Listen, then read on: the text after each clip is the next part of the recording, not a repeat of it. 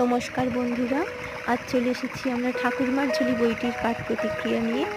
প্রথমেই দেখাবো বইটির প্রথম পাতায় একেবারে গল্পের প্রথমে গল্প শুরুর আগে কয়েকটি লাইন লেখা আছে, রবীন্দ্রনাথ ঠাকুরের লেখা লাইনগুলি দেখানোর চেষ্টা করছি। দেখো, এরপরে আমি দেখাবো সূচিপত্রের ছবি।